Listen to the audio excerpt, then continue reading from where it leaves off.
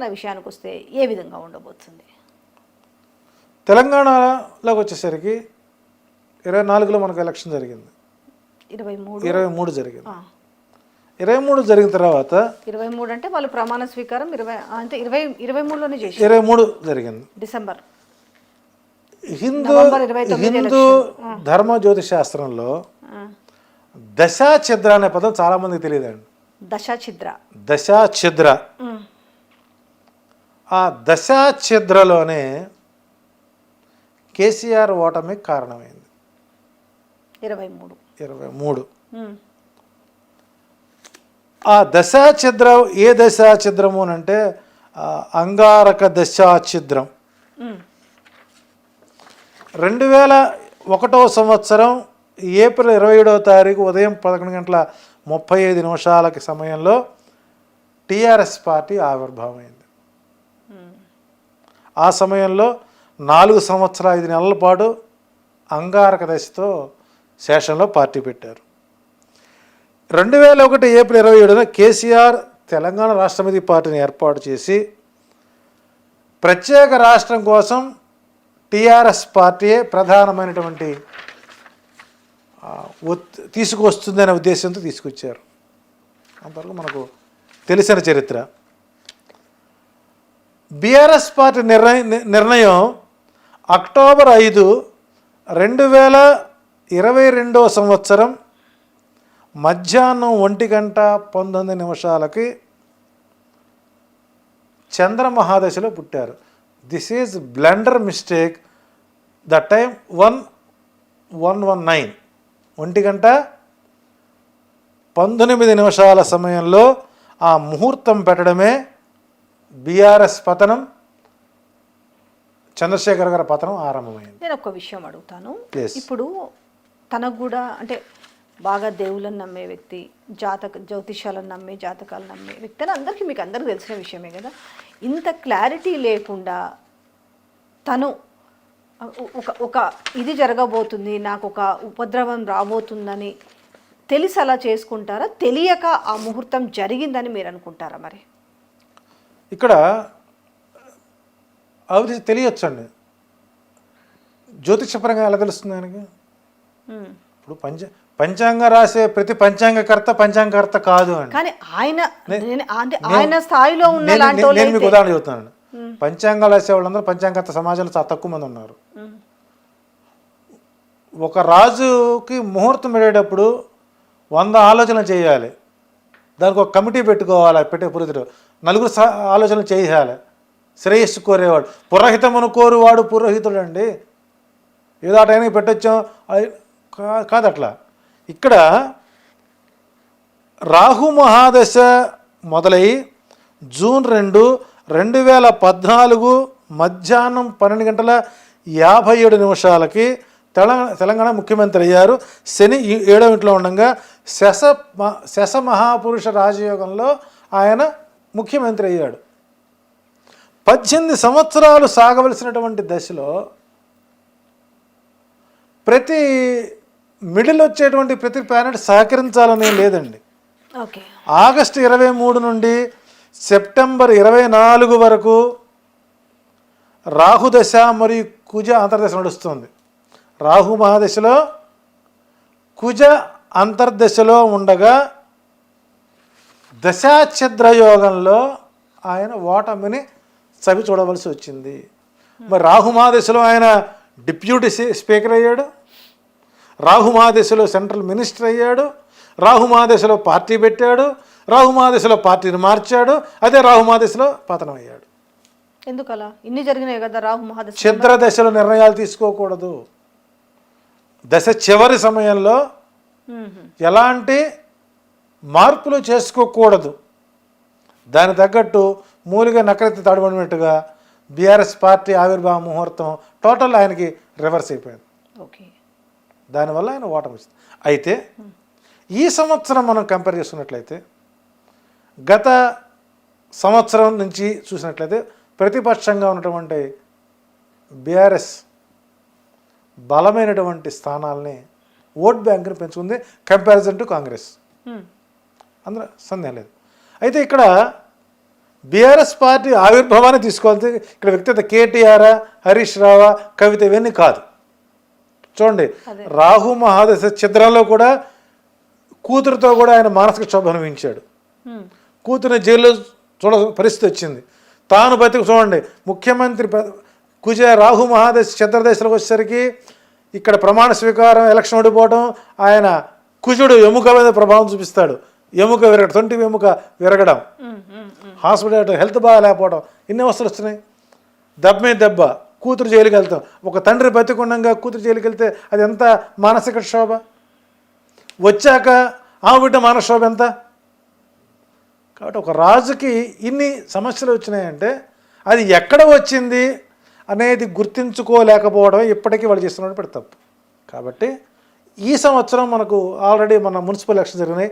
ఆ మున్సిపల్ ఎలక్షన్లో బీఆర్ఎస్ సభ కొంతమేర మెరుగైనటువంటి గ్రిప్ సంపాదించుకున్నారు. రేపు గ్రేటర్ హైదరాబాద్ ఎలక్షన్స్లో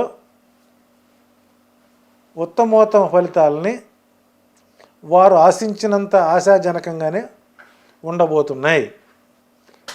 అంటే ఒకసారి మరలా కాంగ్రెస్ పార్టీ వార్ రూముల్లో కూర్చొని చర్చించుకోవాల్సిన అవకాశాలు వీళ్ళు కల్పిస్తారు.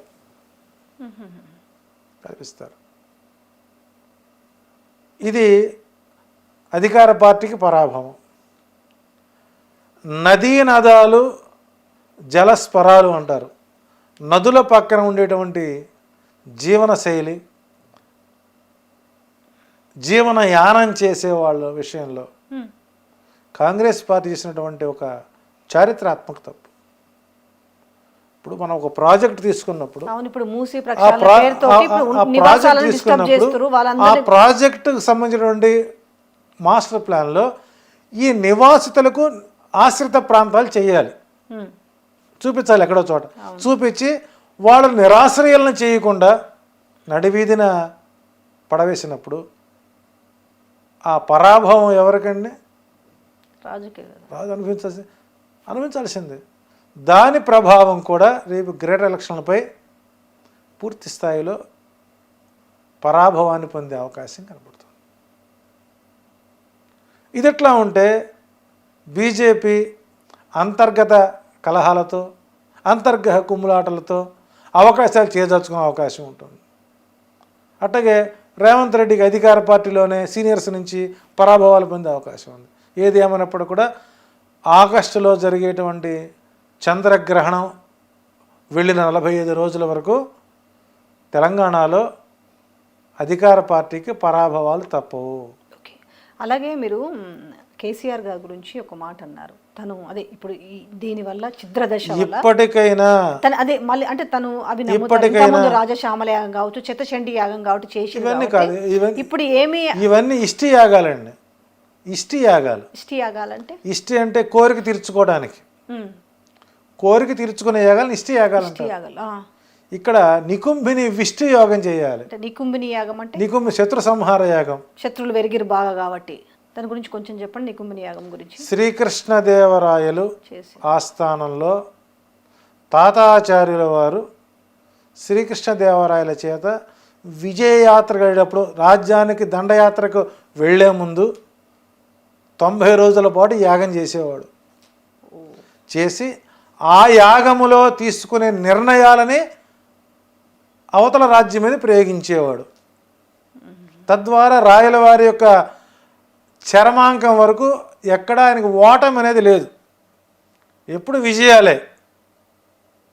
కాబట్టి ఇక్కడ భవిష్యత్తులో అయినా ఒక సమాలోచన చేసుకుని మరలా టీఆర్ఎస్ పేరుని కనుక తెర మీదకి తీసుకుని చాలా మంది మాట్లాడతారు కానీ ఒక్కసారి ఏదైనా వెనక్కి వెళ్ళడం అనేది, ఎందుకంటే ఇది భారత దేశంలో అడుగు పెట్టడానికి దేశ రాజకీయాల్లో కూడా వాళ్ళు టీఆర్ఎస్ పేరు పెట్టి అలా అంటే ఇంకొకసారి మార్చుకున్న తర్వాత జనరల్గా ఎవరైనా కూడా జనరలైజ్ అది కాకుండా దీనికి ఏమన్నా ఆలోచనలు చేయడమే, ఇంకా దాని గురించి డిస్కస్ చేసుకోవడం కూడా నేను అనుకుంటున్నా వేస్ట్ అనుకుంటా.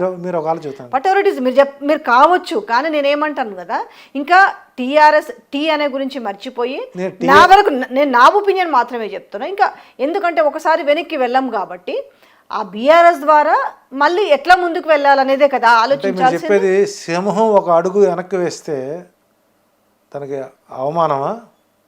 దాని అర్థం ఏంటి? సింహం ఒక అడుగు వెనక్కేసింది అర్థం ఏంటి? ఆలోచిస్తున్న అర్థం.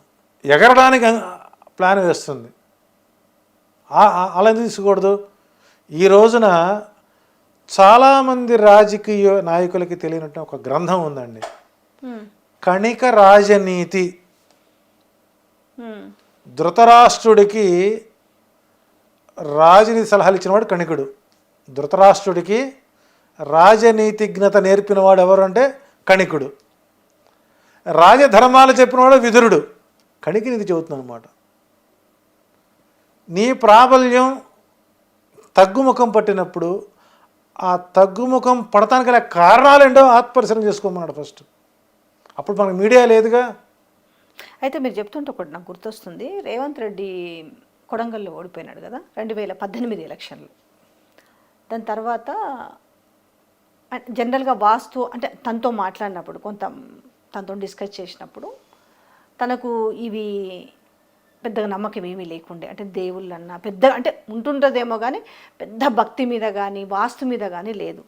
కానీ దాని తర్వాత ఓడిపోయిన తర్వాత ఒక చేతికి ఒక వెండిది ఒకటి మామూలు కడియం వేసుకున్నాడు. దాని తర్వాత ఆయన ఉన్న మెయిన్ గేట్ ఉంటుంది కదా, మెయిన్ గేట్ను కూడా మార్చడం జరిగింది. దాని తర్వాత ఆయన ఎంపీగా గెలవడం జరిగింది. దాని తర్వాత జరిగిన పరిణామాలను ఎంపీగా గెలిచిండు, పిసిసి ప్రెసిడెంట్ అయ్యాడు. దాని తర్వాత ఒక పరిణామ క్రమంలో ఆయన ముఖ్యమంత్రి కూడా అయ్యాడు. నిజంగా ఇవి వర్కౌట్ అవుతాయా అనే డౌట్, ఎందుకంటే మీరు పక్కా అవుతాయని చెప్తుండొచ్చు, కానీ చాలామందికి వచ్చే డౌట్ కూడా ఉంది కదా, ఎట్లా వర్కౌట్ అవుతాయి అని చెప్పి. జ్యోతిష్యం మూఢనమ్మకము, వాస్తు నమ్ముకున్నవాడు గాడిద సమానం అని స్లోగన్లు పెట్టి ఛానల్ నడిపినటువంటి చరిత్ర మనం చూసాం. అలా పెట్టిన వ్యక్తి కూడా కాళహస్తిలో పూజ చేయించుకున్నాడు. అనుభవం అయితే జీవితం తెలుస్తుంది. కేసీఆర్ వాస్తు నమ్ముతాడు, జ్యోతిష్యాన్ని నమ్ముతాడు, భాషను నమ్ముతాడు, సాహిత్యాన్ని నమ్ముతాడు. ఒక వ్యక్తిని నమ్మాడు అంటే వదిలిపెట్టాడు. ఒక రకంగా చెప్పాలంటే కేసీఆర్ రాజకీయ కృషి వలుడు. ఎన్నో చెప్తారు. చంద్రబాబు కనుక ముఖ్యమంత్రి వాడికైనా పదవి ఇచ్చినట్టయితే పార్టీ పెట్టేవాడు కాదని రాజశేఖర్ చెప్పేవాడు.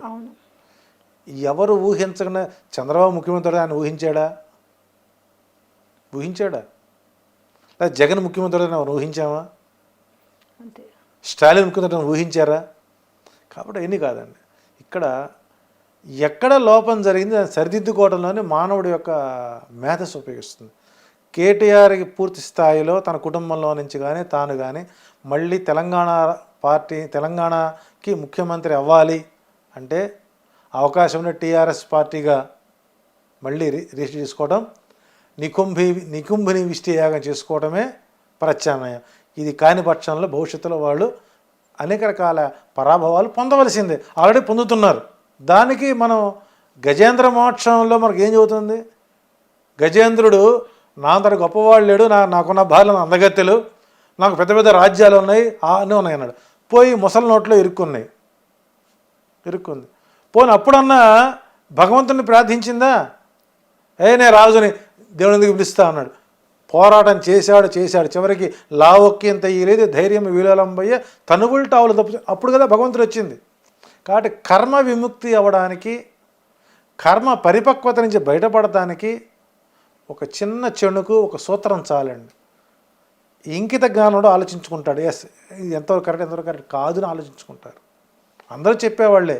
ఆచరణ లేని ప్రసంగము చిల్లుల గొడుగు వంటిది. ఇది ఆయన చెప్పిన సూత్రమే. ఆయన ఎక్కువ ఈ పదాలు ఉపయోగిస్తాడు. ఆచరణ లేని ప్రసంగము చిల్లుల చెబుతాం భయ్, చేయకపోతే ఏమవుద్ది? ఆయన ఉపన్యాసాలు చూసినట్లయితే ఒక నడయాడేటువంటి లైబ్రరీ అది. ఆయనతో ఒక అరగంట సేపు కూర్చుంటే ఎన్నో విషయాలు తీసుకోవచ్చు. అప్పట్లో మన అంబేద్కర్ చరిత్ర చదివామట. మంచి రాజకీయ పిత, మంచి అనుభవం ఉంది. ఇప్పుడు తగ్గి కూర్చున్నాడంటే సింహం ఎప్పుడు ఆగే ఉంటుంది. ఆకలి వేసినప్పుడు కదా బయటకు వచ్చేది సింహం. రావడానికి సరైనటువంటి మార్గాలు చెప్పేటువంటి సుమంత్రులు లేకపోవడం. సుమంత్రుడు అంటే ఎవరు? దశరథ మహారాజుకి మంత్రి. ఎంతసేపు భజన చేసి కూర్చోబెట్టేవాళ్ళు తప్పితే భజన చేయకుండా మార్గం చూపించేవాడు కావాలి. కాబట్టి కేసీఆర్ గారికి తప్పనిసరిగా మరలా రాజ్యాంగ పదవి తిరిగి రావాలంటే ఈ మార్గాలు ఎంచుకోవాల్సిందే, అది తప్పదు, ఇది శాస్త్రం. తెలంగాణలో బీజేపీ అంటే వాళ్ళు చాలా ఉవ్విల్లూరుతున్నారు, ఇక్కడ రాజ్యాధికారం చేపట్టాలి ఏ రకంగానా అనేసి వాళ్ళు కొంచెం ప్లాన్లు వేస్తున్నారు అనిపిస్తున్న నేపథ్యంలో ఈ పరాభావనామ సంవత్సరం ఎట్లా ఉండబోతుంది? అంటే మనం like that compare to Bihar, మనం బీహార్ని కంపేర్ చేసుకుంటే ప్రాంతీయ పార్టీలని విచ్ఛిన్నం చేయడం బీజేపీ ఎజెండా ఎప్పుడైనా సరే. ఈ సంవత్సరం బీహార్కి పోయింది, నెక్స్ట్ తెలంగాణ గ్యారెంటీ ఏముంది? తెలంగాణలో బలహీనంగా ఉన్న పార్టీ ఏదో ఎత్తుక్కుంటారు, వాళ్ళని టార్గెట్ చేస్తారు. కానీ సమిష్టి కృషి అనేటువంటిది మాత్రం తెలంగాణ ప్రాంతంలో బీజేపీకి దొరకడం కష్టం. ప్రస్తుతం బీజేపీ పార్టీ ఆవిర్భావాన్ని మనం ప్రదర్శించినట్లయితే తెలంగాణ ప్రాంతంలో ఉనికిని చాటుకోవడానికి బీజేపీ ఇంకా కొంతకాలం వెయిట్ చేయవలసిందే, ఒకటి ఉగాదులు నడవాల్సిందే. భవిష్యత్తులో ఏదైనా ఉంటుందైతే ప్రాంతీయ పార్టీకి మాత్రం, అధికార పార్టీ మాత్రం ఇక్కడ రాదు.